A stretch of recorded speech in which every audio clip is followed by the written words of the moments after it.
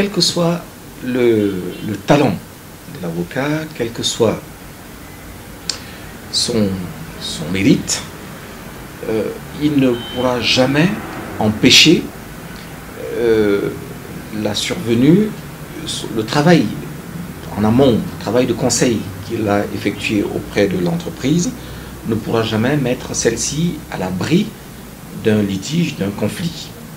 Et à ce moment-là, l'avocat pourra également accompagner l'entreprise pour l'aider à faire face du mieux possible au litige qui est intervenu. Actuellement, on peut imaginer, lorsque le conflit est né, trois façons d'y apporter une solution. Ça pourrait être soit une façon amiable, soit une façon non amiable. Étant précisé que la façon non amiable, elle-même va se subdiviser en deux. C'est pour ça que j'ai parlé de trois. Dans la façon amiable, les personnes concernées, les gens qui sont en litige, vont essayer de trouver un arrangement entre elles, entre ces parties, qui pourrait se faire par l'intermédiaire de ce qu'on appelle une transaction. La transaction est prévue dans le Code civil. La seule exigence de la transaction, ou plutôt les seules exigences, il y en a deux. En amont, c'est le consentement des parties, et en aval, c'est les concessions réciproques. Il faut que les parties, qu'aucune partie n'ait de contrainte, aucune partie ne soit forcée, aucune contrainte, aucun consentement ne soit vicié par le dol, c'est-à-dire par une manœuvre qui amène autrui à agir dans un sens en croyant que ce qu'elle faisait était plutôt dans un autre sens. Bien.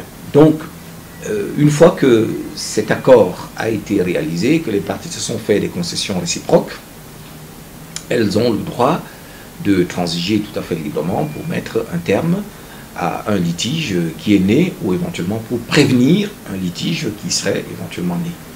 Le rôle de l'avocat dans ce cas va être évidemment un rôle d'accompagnement des parties. À ce niveau-là, il pourrait être soit l'amiable conciliateur entre les deux parties, soit alors il décide de n'intervenir que pour la partie qu'il a mandatée, qu'il a choisie, quitte à ce que l'autre se fasse également accompagner de son côté par un avocat, et les deux conseils se mettront en liaison pour essayer de trouver le meilleur chemin pour arriver à la sauvegarde des intérêts de tout le monde. Mais même lorsque l'avocat intervient comme avocat unique pour le compte des deux parties, son souci ne sera pas de protéger la société X, mais ce sera de permettre à la société X d'arriver à un accord, c'est-à-dire qu'il sera l'avocat de toutes les parties. Dans ce cas-là, il fera donc une transaction qu'il devra rédiger en prenant le soin de ne favoriser aucune des parties, l'essentiel étant de favoriser la transaction. La transaction est un mot qui est malheureusement souvent un tout petit peu ignoré, ou plutôt, même lorsqu'il est connu, il est souvent méprisé, parce que les parties ne voient souvent que le conflit.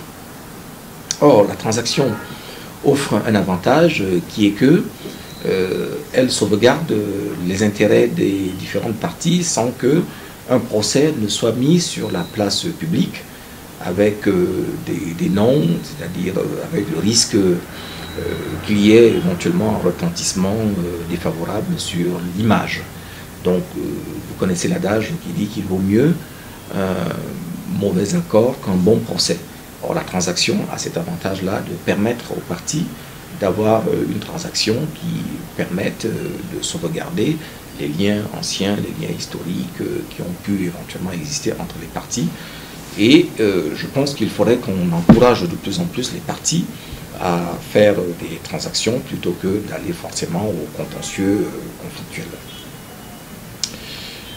Donc, le seul ennui de la transaction, c'est qu'il faut que les parties soient d'accord sur tout, d'accord sur le principe d'avoir à transiger et d'accord sur l'ensemble des conditions.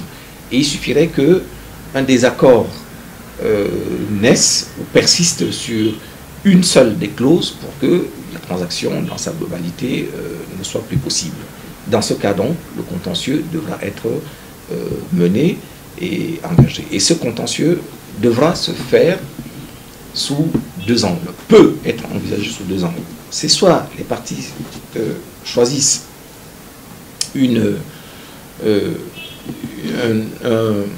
un arbitrage, soit les parties choisissent d'aller devant les juridictions de l'ordre étatique. En ce qui concerne l'arbitrage, l'arbitrage est un mode nouveau de règlement des conflits, des litiges à l'intérieur d'une entreprise ou dans le cadre d'une entreprise avec d'autres. Il y a un certain nombre d'avantages qui sont attachés à l'arbitrage, c'est que les parties choisissent elles-mêmes leurs juges, qui sont donc des gens en qui elles ont confiance. L'avocat va naturellement être utile. L'autre avantage, c'est qu'il y a un caractère confidentiel. Et le troisième avantage, c'est que les parties ne vont pas s'étriper sur la place publique la plupart du temps. Ce sont des gens qui ont été des partenaires, qui ont été des amis, qui ont eu un certain nombre de droits ensemble, et l'arbitrage va avoir l'avantage de sauvegarder le passé. On va pouvoir se disputer là ponctuellement sans qu'on ne remette forcément en cause, sans qu'on ne casse la vaisselle. Donc ça va être l'avantage de l'arbitrage. Mais en même temps, l'arbitrage présente aussi un certain nombre d'inconvénients. Au nombre de ces inconvénients, je vais en citer un ou deux simplement. Le premier, c'est que tous les litiges ne peuvent pas donner lieu à arbitrage. Seuls ne peuvent donner à arbitrage que les litiges qui ont été spécifiquement indiqués comme tels.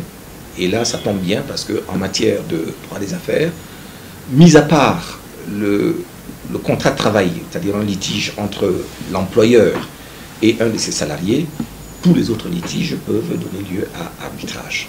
Donc il faut, c'est la première difficulté, être dans le champ de ce qui peut être arbitrable. La deuxième difficulté qui, elle, est souvent importante, c'est une difficulté qui tient cette fois au coût de l'arbitrage.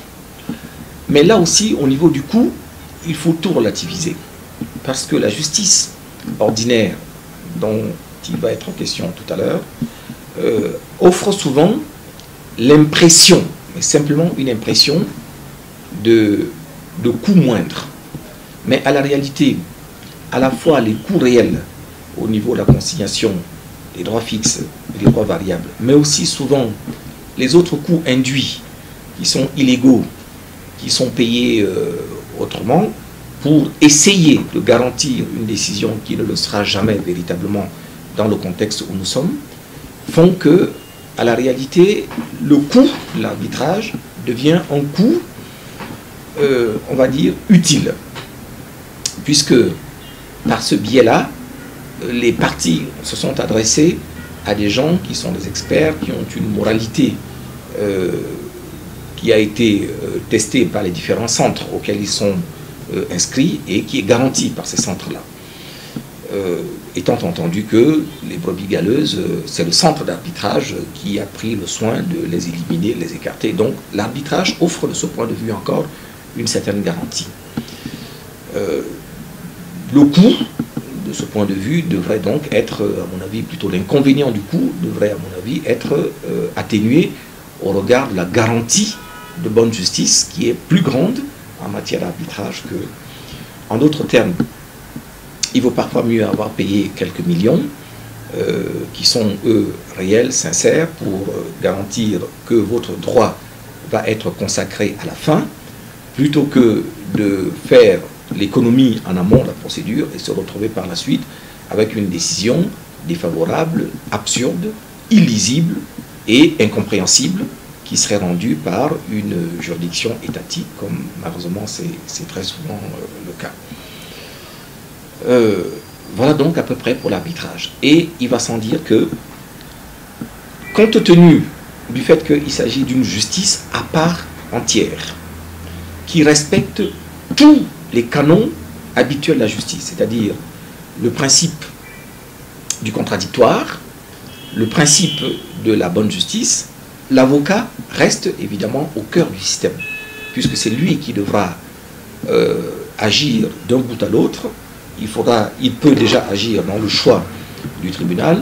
Faut-il qu'il s'agisse d'un seul juge, arbitre, ou ça doit être un tribunal arbitral constitué de 3 juges? L'avocat intervient déjà puisqu'il aide à la constitution de ce tribunal.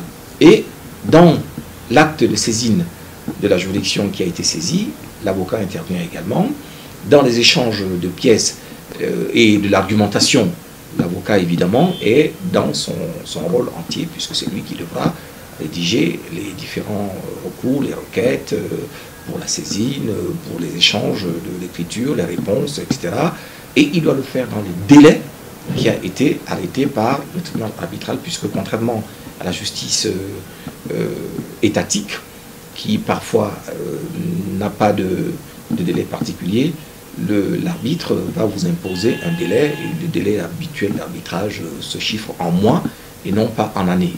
Donc, dans ce délai, il faudrait avoir affaire à un expert qui va pouvoir vous donner, dans le temps relativement restreint et restrictif qui est imposé par l'arbitre, l'ensemble des éléments qui permettent la défense des intérêts qui lui ont été confiés. Et l'avocat pourra aider l'entreprise dans cette œuvre qui peut souvent se révéler être extrêmement complexe, titanesque.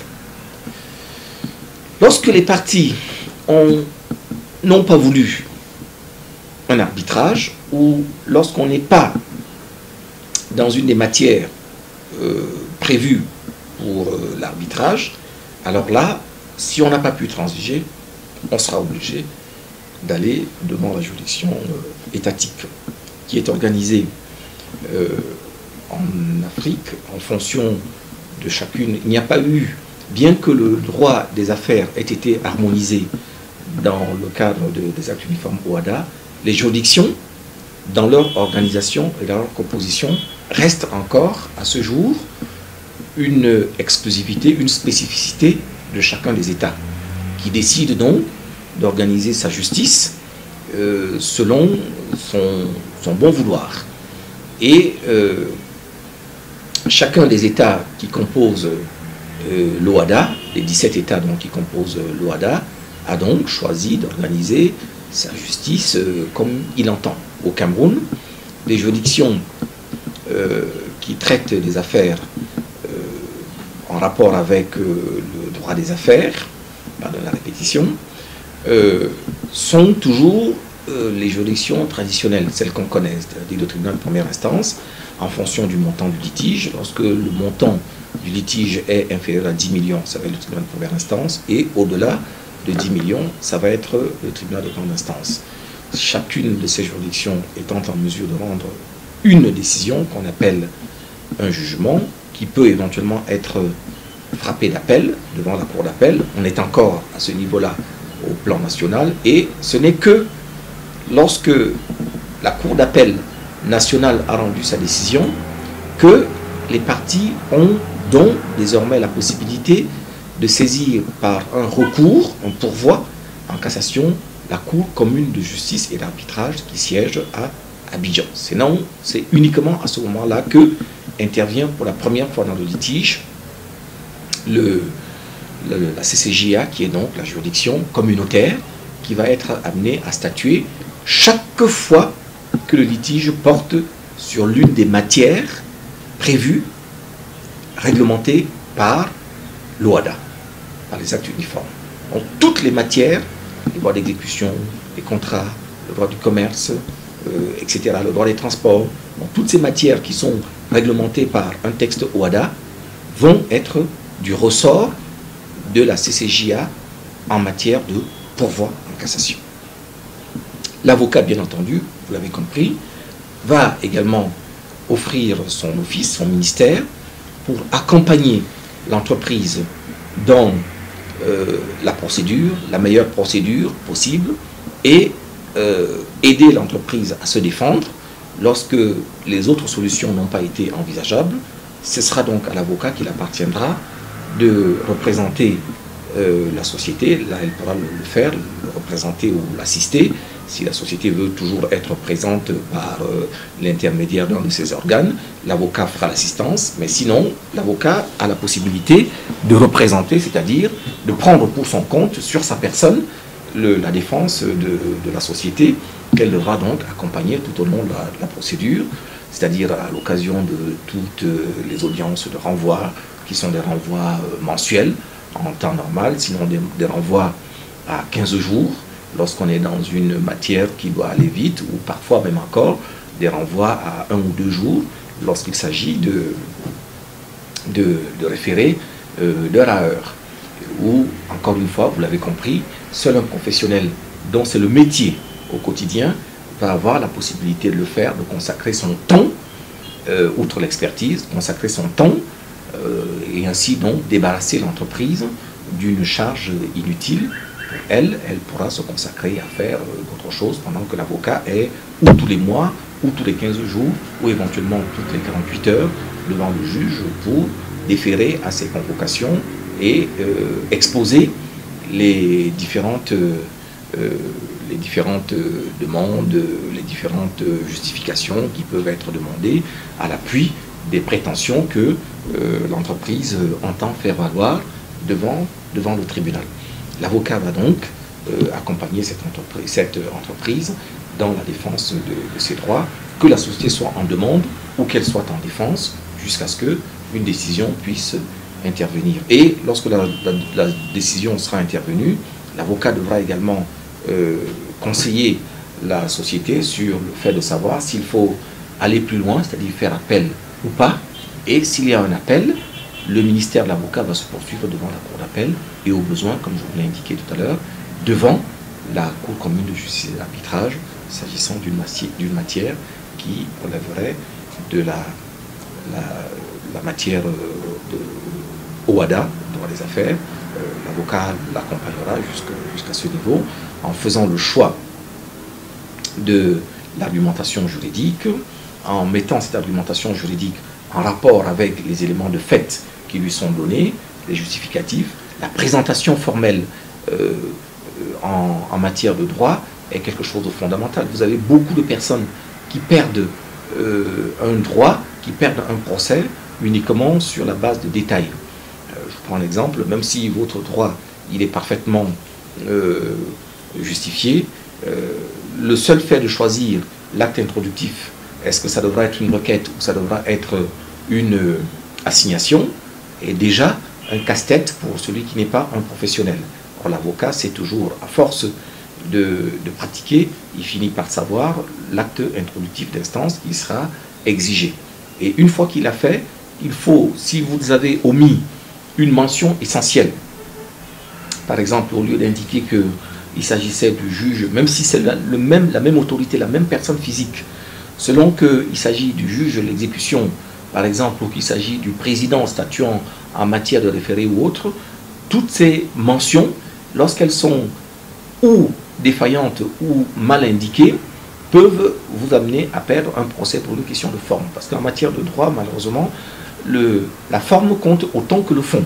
Seul un expert qui est véritablement concerné, impliqué, rompu à la pratique de ces matières, est en mesure d'accompagner plus facilement une société pour ces choses-là. Et il y a des mentions dont le défaut entraîne l'échec total, l'annulation de toute la procédure, et bien que vous ayez un droit, eh ben, vous n'allez pas avoir la possibilité de le faire valoir.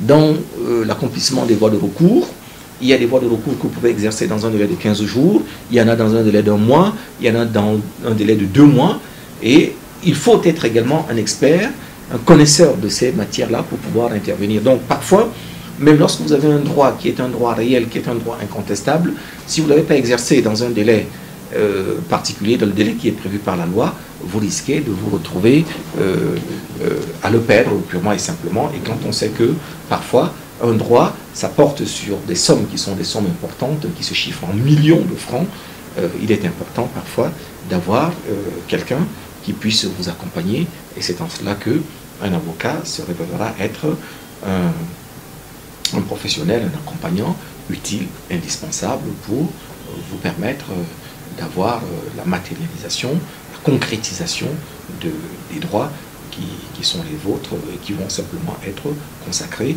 dans une décision de justice qui vous sera avantageuse.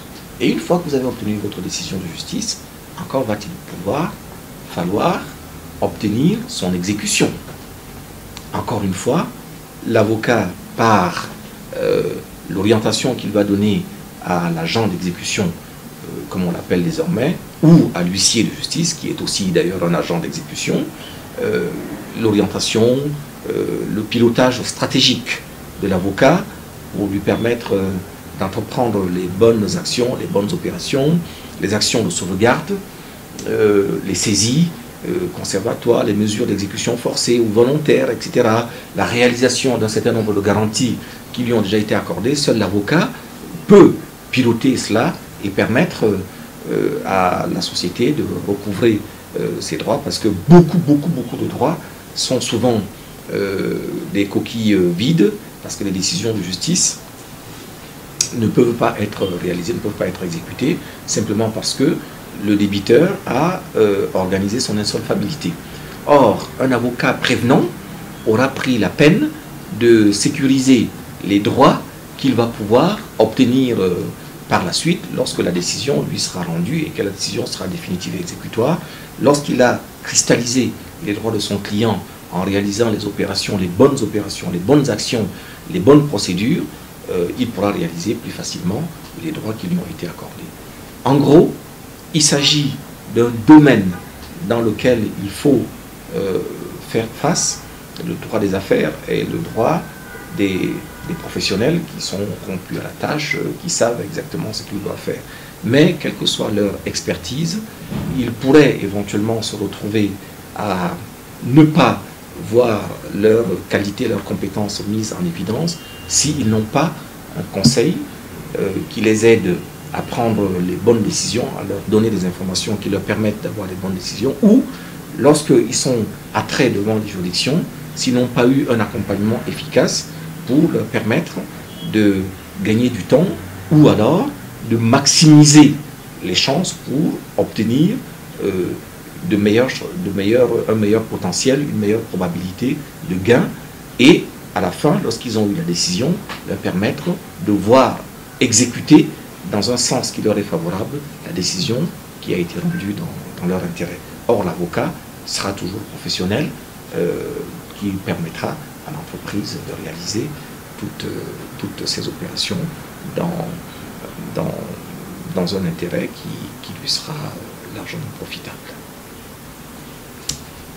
Voilà à peu près comment on peut résumer ou synthétiser une activité d'avocat auprès d'une entreprise pour lui permettre de pouvoir se consacrer véritablement et entièrement à ce qui est son cœur de métier, c'est-à-dire la production de richesses dans un intérêt d'économie privée, d'économie collective, d'économie nationale. Voilà à peu près le rôle de l'avocat.